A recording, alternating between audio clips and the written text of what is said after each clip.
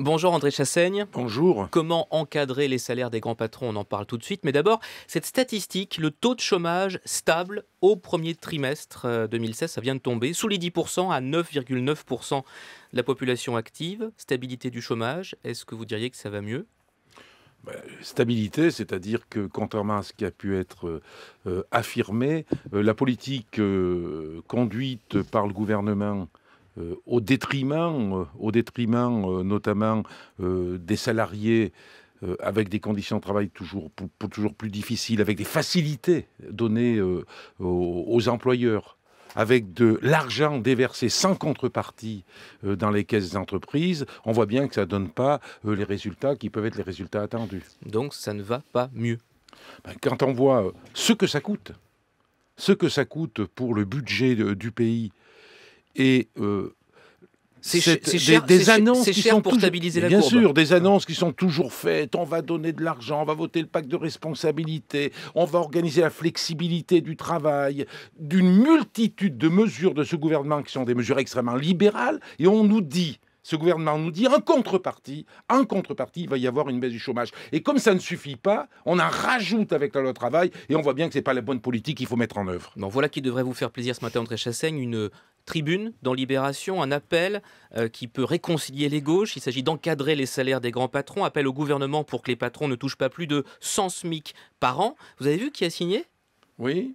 Le patron du PS, Jean-Christophe Cambadélis, le président de l'Assemblée, Claude Barthelone, pour ne citer que. Ça bouge?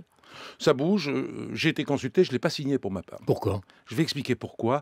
Parce que nous portons actuellement à l'Assemblée nationale, dans le cadre d'une niche parlementaire, une proposition de loi pour encadrer. Notre proposition, c'est de 1 à 20. 1 à 20, c'est de 1 à 20. Comme dans le public en fait. Oui, mais bon, je ne dis pas qu'effectivement, on peut toujours rediscuter sur le niveau.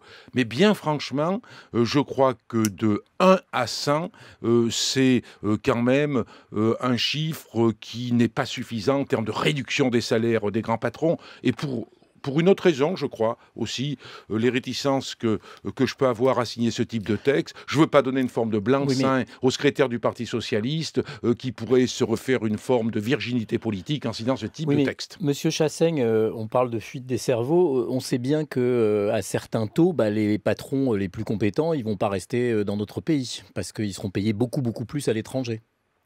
Écoutez, qu'il y ait quelques patrons qui seraient soi-disant des demi-dieux, je n'y crois pas. Pour ma part, je n'y crois pas. Nous les auditionnons à l'Assemblée nationale régulièrement, notamment en commission des affaires économiques dont je suis membre.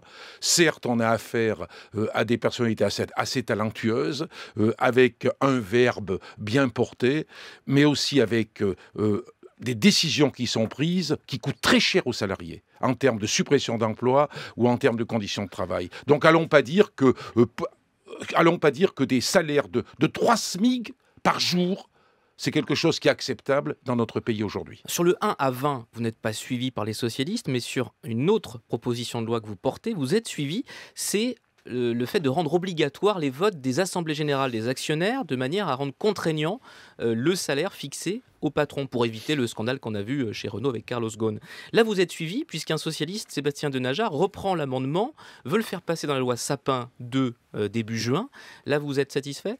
Oui, d'abord, ce que je voudrais dire, c'est que tout le rôle des députés du Front de gauche à l'Assemblée nationale, par les niches parlementaires, par les propositions de loi que nous avons inscrites dans notre niche annuelle, on dispose d'une journée, une journée par an pour des propositions de loi. Nous portons des propositions fortes telles que celle-ci et on essaie de faire bouger et d'obtenir des acquis, d'obtenir des avancées. Donc on se réjouit effectivement que, suite à notre proposition de loi, la décision prise en Assemblée générale par les actionnaires devra être appliquée par les conseillers d'administration. Mais Monsieur Chassaigne, le problème justement, donc, est-ce que c'est de ne pas suivre ce que disent les actionnaires ou est-ce que c'est l'énormité du salaire? Parce que laissez-moi faire ma démago à ce compte-là. Pourquoi est-ce qu'on ne descend pas le salaire des footballeurs, par exemple, ou de tous ces gens qui gagnent énormément d'argent, mais qui ne sont pas forcément grands patrons? Bien sûr, d'abord cette démarche, c'est une démarche qu'on peut tout à fait porter. Effectivement, il y a des abus terribles en termes de niveau de salaire.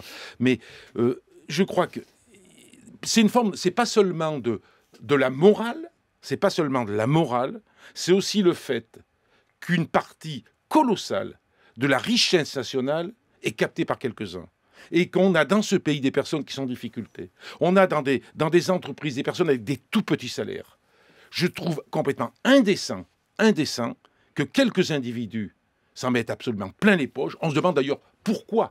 Pour en faire quoi? Alors que d'autres ont les pires des difficultés pour joindre en fin de mois. Hein, André Chassaigne, vous disiez que François Hollande faisait des petits effets d'annonce pour amuser la galerie. Là, c'est concret. Les votes des assemblées générales vont devenir contraignants.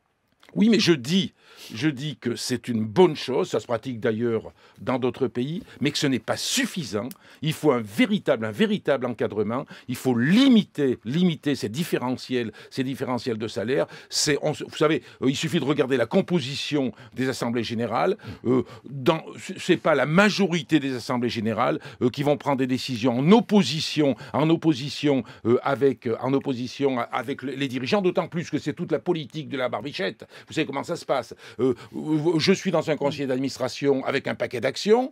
Toi, tu es dans un conseil d'administration avec un paquet d'actions. Moi, je vais permettre que tu aies un super salaire et je vais pousser dans l'Assemblée générale pour que tu aies un super salaire. Et en contrepartie, tu feras pareil. Si bien que dans notre proposition de loi, on propose de limiter ce que j'appelle la politique de la barbichette de 5 à 2. On estime qu'il peut pas y avoir, on ne peut pas siéger dans plus de 2 conseils d'administration parce que c'est les services rendus dans ce petit cercle de super privilégiés. Pour résumer, c'est un petit pas, mais quand même, ça montre que les deux gauches peuvent se réconcilier parfois sur des sujets. C'est encore possible dans ce quinquennat?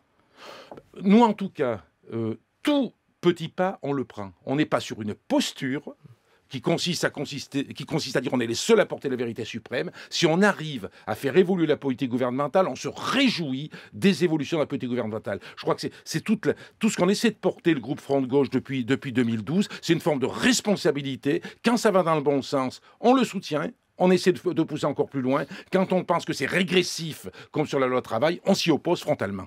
La police dans la rue hier, la police prise pour cible, 4 interpellations, une voiture incendiée. Vous avez vu les images, 2 agents qui ont failli être lynchés. Est-ce que c'est l'escalade de trop ? Je crois que dans cette affaire, il y a 2 choses. Il y a d'abord effectivement des personnes super violentes qui viennent ici pour s'en prendre à la police et aussi d'ailleurs quelquefois au service d'ordre des organisations syndicales et qui en fait dévalorisent la lutte qui est conduite, le rassemblement qui est conduit contre la loi travail. Est-ce que vous jetez la pierre à Bernard Cazeneuve comme le fait la droite ? Je ne jette pas la pierre à Bernard Cazeneuve, mais je lui demande, et notamment, j'ai eu l'occasion de lui dire, d'être extrêmement attentif au fait. Il faut qu'il soit très ferme par rapport aux casseurs, mais en même temps, qu'on ne s'appuie pas éventuellement là-dessus, comme c'est quelquefois fait au niveau de certaines déclarations que l'on entend dans l'hémicycle à l'Assemblée nationale, qu'on ne s'appuie pas là-dessus pour porter un coup à la mobilisation sociale. Je n'admets pas, par exemple, qu'il y ait eu, au nom de l'état d'urgence, 10 personnes qui étaient interdites de manifestation, mais c'est vrai que le juge administratif a considéré que sur 9 sur 10... À Paris, il y avait eu un abus. Alors attention, et donc ça a été supprimé par le juge administratif. Il semblerait que parmi les interpellés, il y a des personnes dans l'affaire de la voiture qui a brûlé qui avaient justement été maintenues à domicile ce jour-là. Donc ça tendrait à prouver qu'il y avait des raisons qui restent chez eux.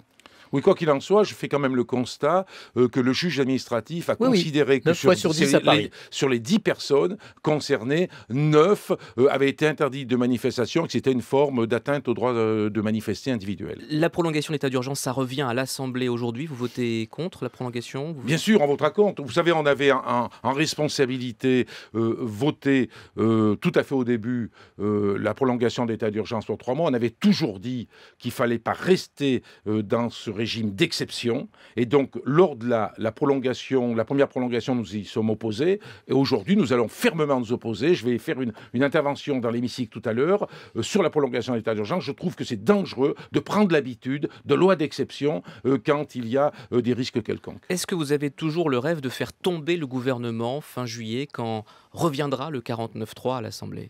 Je suis persuadé qu'on arrivera en juillet à réunir suffisamment de signatures sur une motion de censure de gauche avec un premier objectif, c'est faire tomber la loi travail. Ça, c'est le premier objectif. Mais ça fera tomber le gouvernement. Ensuite, si ça fait tomber le gouvernement, contrairement à ce que certains disent, c'est pas mettre en place la droite. Si on fait tomber le gouvernement avec une motion de censure de gauche qui pourrait éventuellement se cumuler avec une Voter, motion de donc censure ça de veut dire droite. une motion de censure de gauche qui pourrait être votée par la droite. Vous pourriez voter. Oui, ou alors une motion de censure de droite qui pourrait être votée par la gauche. Moi, je crois que notre objectif... Vous à le nous- feriez?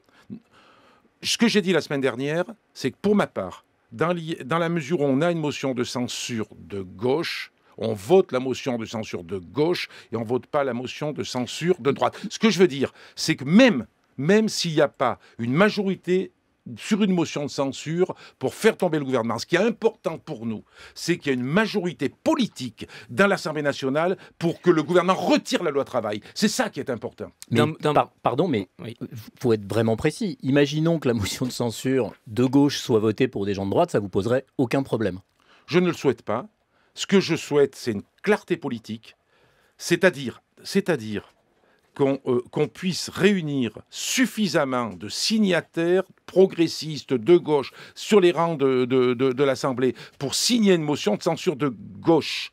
Ce que je veux dire par là, c'est que notre objectif, c'est que la loi travail soit retirée. On a compris. On a compris. D'un mot, André Chassaigne, vous votez Pierre Laurent ou Jean-Luc Mélenchon l'an prochain?